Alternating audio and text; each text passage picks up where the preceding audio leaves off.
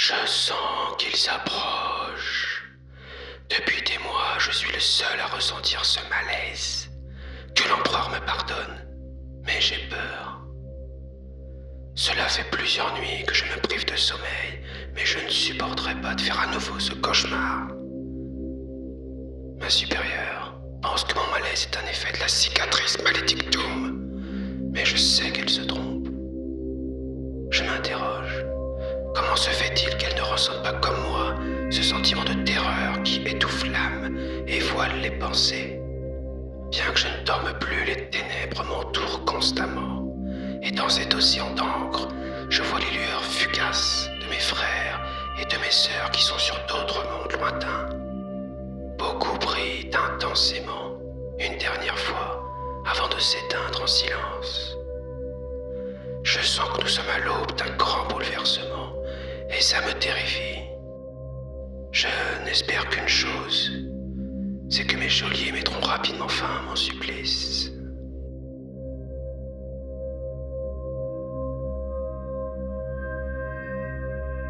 Lorsque la Grande Dévoreuse tourna son attention vers les systèmes impériaux de la Balafre Rouge, elle se retrouva aux prises avec les Blood Angels.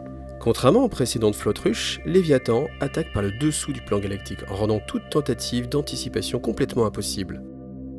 C'est ainsi que plusieurs planètes de la Balafre Rouge furent dévorées avant même que l'Imperium puisse organiser la moindre défense. La vrille de Léviathan qui dévore la Balafre Rouge n'est cependant qu'une fraction du gigantesque organisme qui surgit du vide galactique. Une de ses extrémités a été nommée vrille cryptoïde car elle s'attaque au monde du système Cryptus. Ce système, vital pour l'Imperium, reçut des renforts de l'Astra Militarum et des Battle Sisters, mais la plupart furent invariablement dévorés. Le commandeur Dante savait que ce monde chapitral serait le prochain. Néanmoins, s'il parvenait à infliger suffisamment de dégâts aux Xénos à Cryptus, peut-être que Bâle pourrait échapper à l'anéantissement total. L'assaut des Blood Angels fut dévastateur, mais ils affrontaient une horde sans fin, et à la suite de multiples combats, ils menaçaient d'être submergés.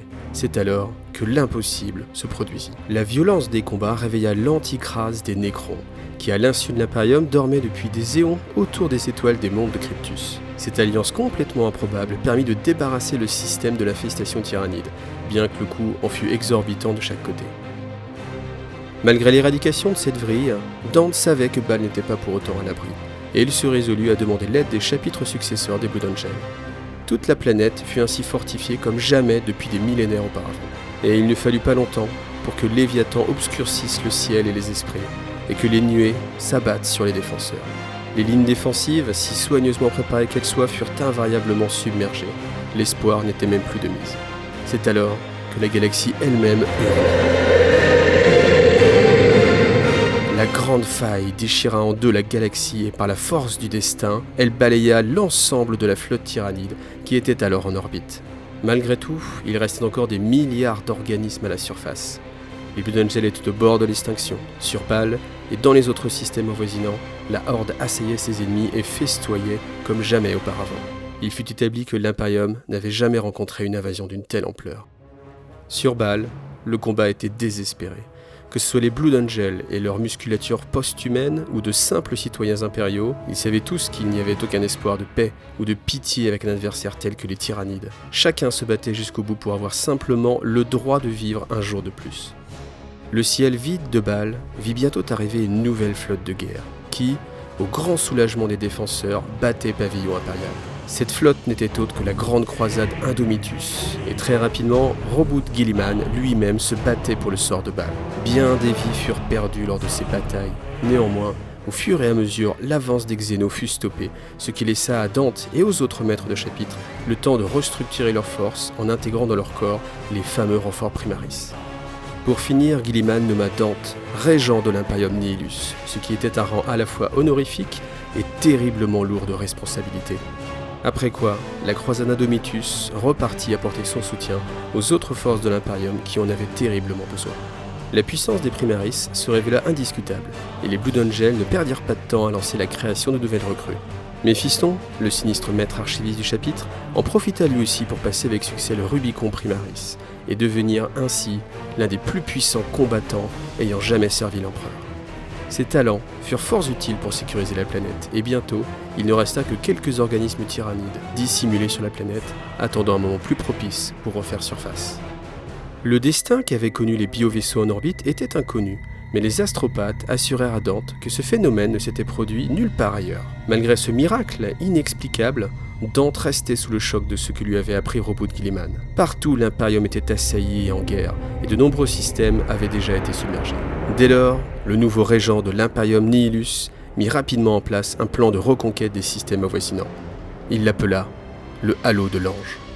Baal était situé dans une zone appelée la Balafre Rouge, car elle était majoritairement constituée d'étoiles rouges. En son sein, de nombreux mondes avaient déjà été assimilés par la Grande Dévoreuse. Et contrairement aux Tyrannides, les Blue Angels, eux, n'étaient plus très nombreux.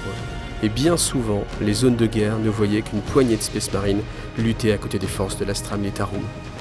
Depuis longtemps, l'Imperium avait appris à craindre la terrible pression psychique générée par les Tyrannides. Sobrement nommée l'ombre dans le Warp, cette force était ressentie par les créatures dénuées de pouvoir psychique sous la forme d'une terreur surnaturelle. Mais jamais encore elle n'avait donné lieu à de si terribles scènes d'émeutes et de suicides collectifs. Les psycheurs, quant à eux, ressentaient encore plus durement ces effets, ce qui commençait à poser un grave problème. Car depuis l'ouverture de la cicatrice Maledictum, les vaisseaux noirs qui collectaient d'habitude leurs dîmes de psycheurs ne pouvaient plus remplir leurs offices. Et l'accroissement exponentiel des psycheurs au sein de la population impériale risquait d'être catastrophique. C'est ainsi que les archivistes Space Marine prirent la résolution de s'occuper eux-mêmes d'évaluer le risque que chaque psycheur pouvait représenter pour l'Imperium. Mais cette tâche était évidemment insurmontable, et de nombreux psycheurs causèrent de lourds dommages avant de succomber à leur propre pouvoir. Alors que les archivistes étaient occupés à cette tâche, ils n'étaient bien sûr plus sur le champ de bataille, et les Tyrannides ne tardèrent pas à s'adapter en conséquence. Bientôt, tous les théâtres de guerre subirent l'assaut psychique des Xénos, et le secteur tout entier fut saturé par les pouvoirs et l'imprévisibilité du Warp. Le monde chapitral des Blue Angels avait été sauvé, mais le prix à payer avait été terrible et la guerre n'était pas terminée. Une fois son chapitre de nouveau en mesure de se battre, Dante coordonna la reconquête du système Baal. Il avait désigné 3 cibles prioritaires qu'il appelait les points de grâce. Ces positions stratégiques devaient dans un premier temps faciliter la reconquête de la Balafre Rouge, et d'autre part, elles étaient atteignables par de courts sauts Warp. Malgré tout, même ces courts trajets provoquaient de lourdes pertes en vie et en matériel. Gabriel 7 des Flèches-Tireurs se porta volontaire pour s'emparer de la planète Achalon, dans le système de Kranos. Outre le fait que ce monde ravitaillait de nombreux systèmes, les astropathes avaient indiqué que ce monde était totalement invisible dans leur vision astrale, et que cette ombre grandissait au fur et à mesure. Les Blue Angels et leurs alliés les Angels en Carmine envoyèrent des forces d'avant-garde vers la plateforme orbitale du système Gamma 4, et son relais astropathique extrêmement important pour les longs périples des vaisseaux impériaux. Le dernier point de grâce était le monde forteresse Bélix Alphus, et ce fut le capitaine Sandini de la 5e compagnie des Blue Angels qui s'y rendit à la tête d'une force conséquente de véhicules. Il était ainsi persuadé que sa puissance de feu brut lui permettrait de détruire ce que les Tyrannides pourraient lui opposer. Néanmoins, à l'insu des impériaux, les flottes de Léviathan profitaient de leur expérience acquise. Les organismes xénos ainsi stimulés rentrèrent dans des cycles d'adaptation, de modification et d'assimilation.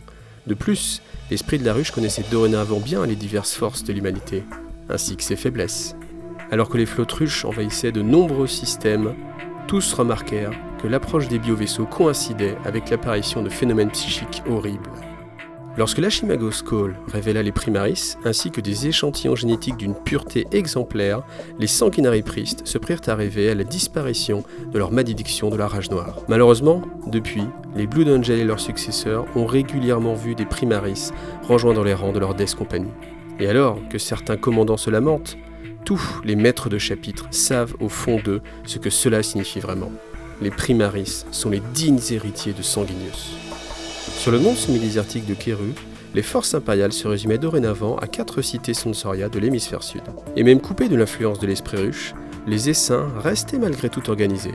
Il était ainsi clair pour Dante qu'ils étaient dirigés d'une façon ou d'une autre. Le lieutenant Pendalus et le maître archiviste Méphiston menèrent une force de renfort qui attaqua les assiégeants à la tombée de la nuit. Les formidables talents psychiques de Méphiston causèrent d'un carnage chez les Tyrannides, tout en protégeant efficacement ses frères des attaques adverses. L'esprit ruche ne tarda pas à réagir et de nombreux lictors et Genie-Stealers prélevèrent un lourd tribut dans les escouades éliminateurs, pendant que les créatures les plus grosses se rapprochaient inexorablement des forces Blue Angel.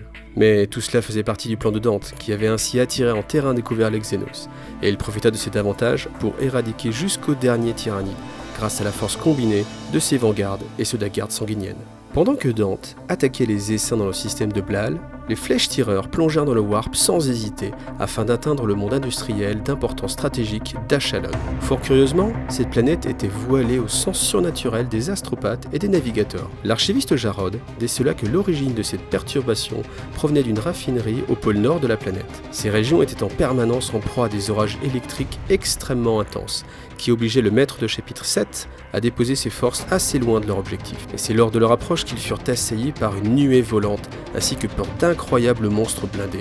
Mais le plus inquiétant n'était pas les Xénos, mais plutôt la grande quantité de frères qui succombaient à la rage noire au fur et à mesure des combats. Bloqués et submergés, les flèches-tireurs succombaient les uns après les autres. Pour couronner le tout, de nouvelles silhouettes noires apparurent à l'est. Mais fort heureusement, il s'agissait des derniers survivants de l'Aeronautica Imperialis, qui permirent ainsi à Jarod de mener Seth et ses frères jusqu'à la source des perturbations psychiques. Ils y découvrirent une bioforme bouffie et immense qui était reliée aux astropathes paralysés, afin d'utiliser leur pouvoir pour projeter sa conscience dans le néant du temps. Seth tua un par un les astropathes et finit par haussir la créature elle-même, mettant ainsi fin à la perturbation psychique.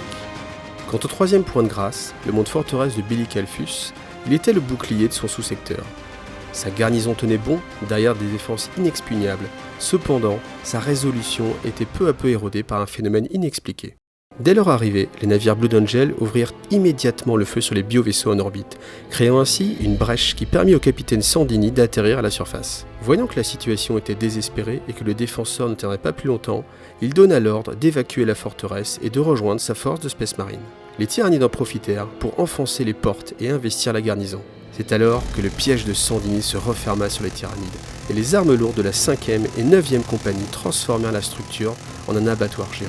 Soudain, un tremblement de terre ébranla le dispositif, et dans une gerbe de ferro-béton, de redoutables trigons et molochs jaillirent du sol. Pris par surprise, Sandini et ses guerriers en furent réduits à former des poches de résistance et à appeler un soutien aérien. Malheureusement, en orbite, la situation n'était guère meilleure et les renforts furent très insignifiants. C'est alors que le pire arriva. Les soldats humains se transformaient en réceptacles de l'énergie éthérique terrifiante des Xénos. Ils vomissaient des flammes noires et incinéraient leurs camarades sous des rafales électriques. Alors que ces guerriers succombaient les uns après les autres, sous l'assaut des Xénos ou des forces psychiques, Sandini lui-même n'était même plus certain d'avoir suffisamment de temps pour avertir son chapitre de la menace qui pesait sur lui. Tout espoir semblait perdu.